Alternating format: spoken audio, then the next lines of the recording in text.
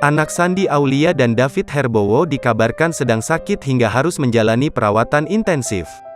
Shandy Aulia membagikan kabar tersebut melalui akun media sosialnya, Senin, tanggal 13 Juni tahun 2022.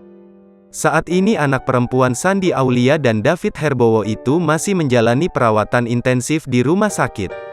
Claire Herbowo, putri Shandy Aulia itu, terlihat memakai selang infus di tangannya. Shandy Aulia terlihat berbaring sambil memeluk anaknya yang sedang sakit itu. "Cepat sembuh my baby girl, yang kuat.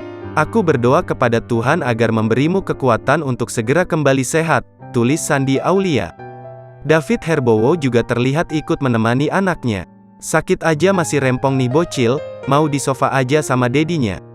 Disuruh tidur, malah dadinya yang disuruh bobo," tulis Shandy Aulia. Saat itu Shandy Aulia yang kini berusia 34 tahun itu juga mulai batuk hingga meriang.